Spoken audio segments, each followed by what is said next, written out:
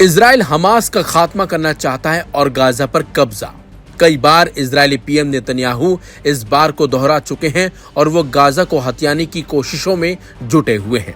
लेकिन अब Israeli PM Benjamin Netanyahu की सनक भरी सोच और कब्जे की नीति दुनिया के सामने आ गई है। नेतन्याहू ने हाल ही में एक मीडिया इंटरव्यू में ग्रेटर इजराइल बनाने की बात कही थी, यानी अपने पड़ोसी अरब मुल्कों पर हमला कर उनकी जमीन कब्जाने की नीति की पुष्टि खुद नेतन्याहू ने कर दी है।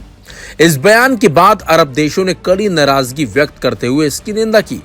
ग्रेटर इजराइल बनाने के तहत फिलिस्तीन, जॉर्डन, लेबनान, सीरिया, इराक और मिस्र की जमीन पर कब्जा करने की बात कही जाती है और यही वजह है कि प्रधानमंत्री बेंजामिन नेतन्याहू ने ग्रेटर इजराइल का जिक्र कर खाड़ी देशों को फिर भड़का दिया है। और तो और नेतन्याहू के ग्रेटर इजराइल वाले बयान पर हूती भी अब भड़के हुए हैं। यमन के अंसारुल्लाह नेता अब्दुल मलिक अल हूती ने इस पर बयान देते हुए इजराइल को घेरा है।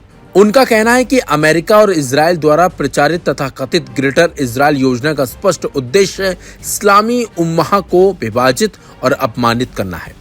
अब्दुल मलिक अल हूती ने गुरुवार को एक टेलीविजन भाषण में कहा था, इजरायली प्रधानमंत्री बेंजामिन नेतन्याहू द्वारा पूरे इस्लामी उम्मह को निशाना बनाए जाने के बावजूद किसी भी अरब नेता ने उनका जवाब देने की हिम्मत नहीं की। यह चुप्पी और निष्क्रियता चिंताजनक है। ग्रेटर इजराइल शब्द का इस्तेमाल 1967 के अरब इजराइल युद्ध के बाद से इजराइल द्वारा कब्जा किए गए क्षेत्रों के लिए किया जाता रहा है, जिनमें पूर्वी अल कुद्दस, पश्चिमी तट, गाजा पट्टी, मिस्र का सिनाई प्रायद्वीप और सीरिया के रणनीतिक गोलान हाइट्स शामिल हैं। ग्रेटर इजराइल का विचार लिकुड की राजनीतिक विरासत का एक प्रमुख सिद्धांत है, जिसकी जड़ें संशोधनवादी जायोनीवाद में है। अपनी टिप्पणी में हूतियों ने गाजा पट्टी में जायोनी शासन के विभिन्न अपराधों की ओर इशारा करते हुए कहा, यह आपराधिक संस्था पत्रकारों की हत्या कर रही है ताकि सच्चाई को वैश्विक जनमत तक पहुंचाने से रोका जा सके। इजरायली दुश्मन पत्रकारों को इसलिए निशाना बनाता है क्योंकि वह नहीं चाहता कि जमीनी हकीकत दुनिया के देशों के सामने आए। जायोनी शासन के अत्याचार दुनिया के किसी भी हिस्से में हुए अन्य सभी अपराधों से कहीं ज्यादा डरावने हैं। इसके साथ साथ अंसारुल्लाह प्रमुख ने कहा कि जायोनी शासन का अंतिम लक्ष्य ज्यादा से ज्यादा मुसलमानों को मारना, उनमें से बड़ी संख्या को पलायन के लिए मजबूर करना और बाकी पर अपना दबदबा बनाना है। हूती नेता ने गाजा में फिलिस्तीनियों की भुखमरी को पट्टी में इजरायली शासन के सबसे जघन्य और सबसे बुरे अपराधों में से एक बताया और कहा कि जायोनी दुश्मन इस क्षेत्र में भूख के संकट के बीच विस्थापित लोगों के लिए तंबुओं का सहायता के पैकेट दिलाकर दुनिया को धोखा देने की कोशिश कर रहा है, बल्कि जायोनी शासन गाजा के लोगों को एक्सपायरी डेट का खाना दे रहा है। हूतियों ने सीधे सीधे इजराइल को चेतावनी भी दी है कि अगर इजराइल ने गाजा पर हमले नहीं रोके तो इसके बुरे अंजाम उसे भुगतने होंगे।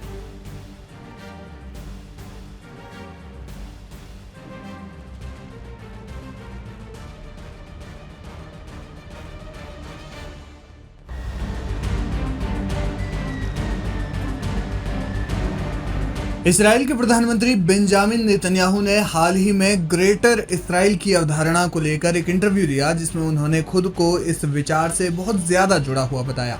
इस बयान ने समूचे अरब जगत में तीव्र विरोध की लहर पैदा कर दी और लगभग सभी प्रमुख अरब देशों और मुस्लिम दुनिया ने इसराइल पर कट्टरपंथी और विस्तारवादी सोच अपनाने का आरोप लगाया।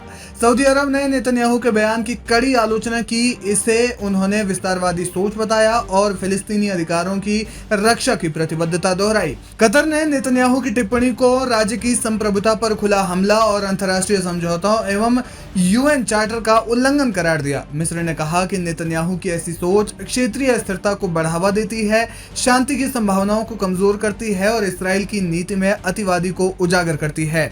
इसके अलावा मिस्र ने औपचारिक स्पष्टीकरण की मांग की और क्षेत्रीय शांति के लिए 2 राष्ट्र समाधान को अनिवार्य बताया।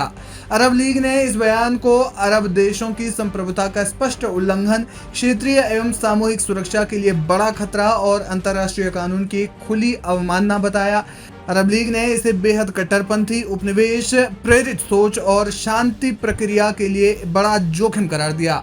वहीं इराक, लेबनान, कुवैत और यमन जैसे देशों ने भी नेतन्याहू के बयान की कड़ी निंदा की और कहा कि ये विचार इलाके में शांति, स्थिरता और नाजुक संवाद प्रक्रिया को सीधे नुकसान पहुंचाता है। वहीं फिलिस्तीन प्राधिकरण या फिलिस्तीन अथॉरिटी ने चेतावनी दी कि नेतन्याहू का बयान फिलिस्तीनी अधिकारों और टू स्टेट सॉल्यूशन को कुचलने की कोशिश है। साथ ही पूरी दुनिया से उन्होंने दखल की मांग दोहराई। क्या है ग्रेटर इसराइल की अवधारणा?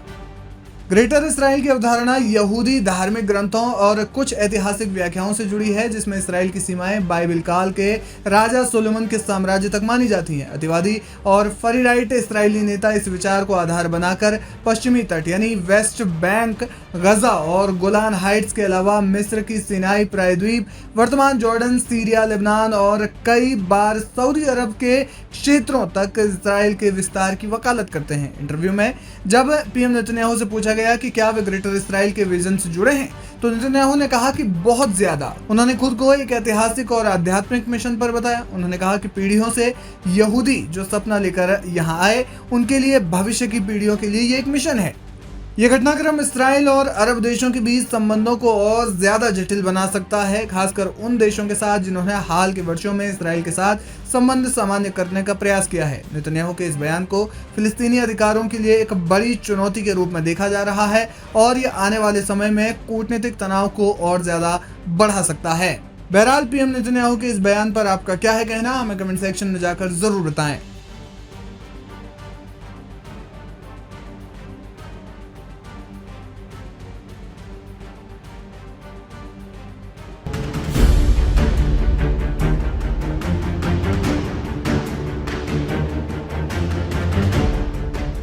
इजराइल और ईरान के बीच भयंकर जंग हुई थी और इजरायली एयर स्ट्राइक में ईरान में करीब 20,000 से ज्यादा लोगों की मौत भी हो गई थी, जिसके बाद ये दोनों देश एक दूसरे के कट्टर दुश्मन बन गए थे। लेकिन अचानक से इजरायली पीएम नेतन्याहू ने ईरान की मदद करने की बात कही, जिसे सुनने के बाद हर कोई हैरान है। किसी को यह समझ में नहीं आ रहा कि जिस देश ने ईरान पर हमला किया, वहां की जनता की जान ली थी, आखिर वो क्यों इस तरह से मदद करने की बात बोल रहा है। बताया जा रहा है कि इजरायली प्रधानमंत्री नेतन्याहू ने ईरानी जनता से वादा किया है कि जब ईरान मौजूदा सरकार से आजाद होगा, तब इजराइल उनकी पानी की भीषण किल्लत दूर करने में मदद करेगा। ईरान में हालात वाकई गंभीर हैं, ना नदियों में पानी बचा है, ना बांधों में और ना ही जमीन के नीचे। ईरानी राष्ट्रपति मसूद पेजेशियन भी मानते हैं कि एक बड़ा संकट है। उन्होंने खुद कहा कि हमारे पास पानी नहीं है, लेकिन नेतन्याहू का ये पानी वाला ऑफर तेहरान को रास नहीं आया।